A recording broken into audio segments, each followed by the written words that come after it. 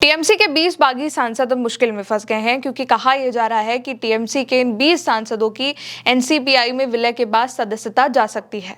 कानूनी पेज में उनकी सदस्यता पर अयोग्यता का सिंबल आ सकता है। अब कानून क्या कहता है, मुश्किल कहां फंसी हुई है, उस पर बात करते हैं क्योंकि लोकसभा सचिवालय ने टीएमसी के इन 20 बागियों की एनसीपीआई में विलय की याचिका पर सुनवाई भी शुरू कर दी है, जो कि हफ्ते भर तक चलेगी। असल में दोस्तों, टीएमसी के 20 बागी सांसदों ने खुद को nationalist citizens party of India में विलय करने की घोषणा करी। काकोली घोष दस्तेदार ने बागी सांसदों के साथ मिलकर लोकसभा स्पीकर ओम बिरला को पत्र दिया और एनडीए को समर्थन करने, साथ ही सदन में विपक्ष से अलग बैठने की मांग करी।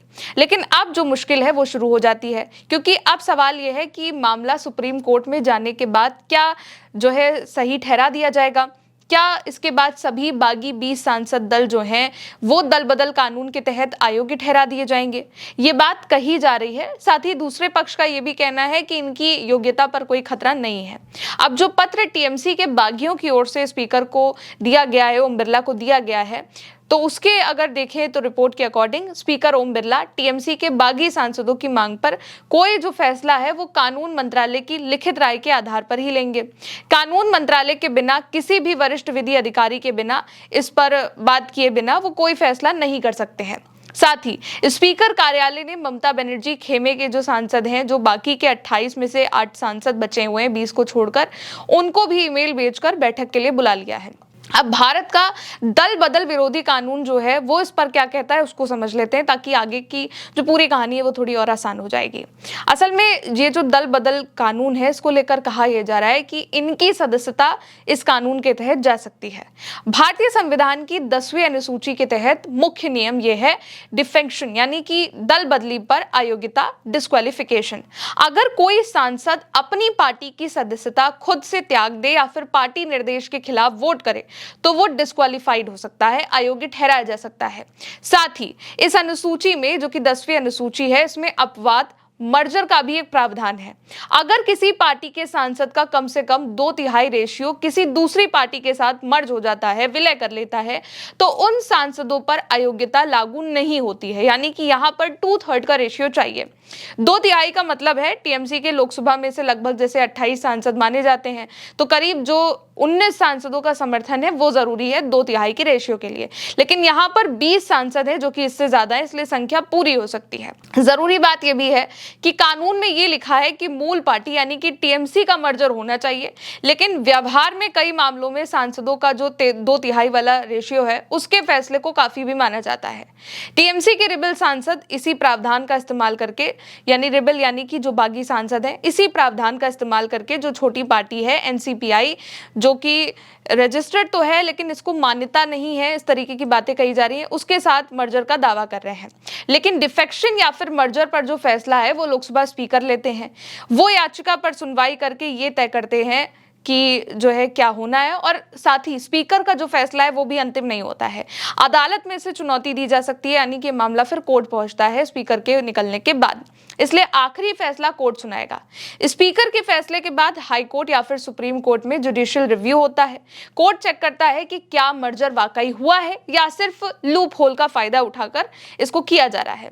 क्या मूल पार्टी यानी कि टीएमसी का संगठनात्मक स्तर पर मर्जर हुआ है या फिर सिर्फ सांसदों ने दावा किया है। स्पीकर का फैसला मनमाना या गलत तो नहीं, ये सब कुछ सुप्रीम कोर्ट तय करता है। अब राज्यसभा के सांसद और वरिष्ठ अधिवक्ता कपिल सिब्बल, उन्होंने भी ये बात कही है, उन्होंने भी ये तर्क दिया है कि इस मामले में विधायक पार्टी का मर्जर हुआ है, टीएमसी का मर्जर नहीं हुआ है। उनका कहना है कि 10वीं अनुसूची के पैराग्राफ 4 के तहत पार्टी का मर्जर होना चाहिए, ना कि सांसद या फिर विधायक का। इसलिए इस मामले में तृणमूल कांग्रेस के ये सभी 20 बागी सांसद अयोग्य यानी कि अयोग्य ठहराए जा सकते हैं। सिब्बल ने कहा कि हमारा संविधान पार्टी बेस्ड है, पार्टी का सिंबल ही आपको सांसद या फिर विधायक बनने में मदद करता है। अब अगर विधायक पार्टी मर्ज होती है तो वो पार्टी का सिंबल नहीं लेते हैं। उन्होंने कहा कि टीएमसी के बागी सांसदों ने खुद के एनसीपीआई में विलय की बात कही है, उनके पास टीएमसी का सिंबल अभी भी नहीं है। अब टीएमसी के बागी सांसदों ने एक ऐसी पार्टी के सिंबल से चुनाव हुआ दिखाया जाएगा जो कि एक रीजनल पार्टी है।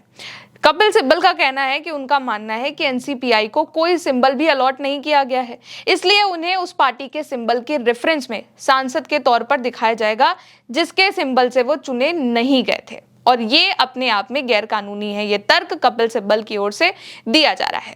इसके अलावा टीएमसी के राष्ट्रीय महासचिव और लोकसभा संसदीय दल के नेता अभिषेक बैनर्जी ने भी लोकसभा स्पीकर ओम बिरला को पत्र लिखा है कि टीएमसी एक इंडिविजिबल पार्टी है, अविभाज्य पार्टी है। कोई भी सदस्य या गुट खुद से अलग फैक्शन नहीं बना सकता है। संसद में केवल एक ही मान्यता प्राप्त नेता और एक ही विहिप हो सकता है जो पार्टी की आधिकारिक संगठनात्मक इकाई द्वारा अधिग्रहित हो। बागी सांसदों को अलग पहचान, सुविधाएं या मान्यता ना दी जाए। ऐसा करने पर 10वीं अनुसूची यानी कि एंटी डिफेक्शन लॉ के तहत उन्हें डिस्क्वालिफिकेशन उन पर लागू होगी, यानी कि उन पर अयोग्यता लागू होगी। ये अभिषेक बैनर्जी की ओर से भी लेटर दिया गया है। इसलिए अब स्पीकर टीएमसी मूल पार्टी से भी बात करेंगे।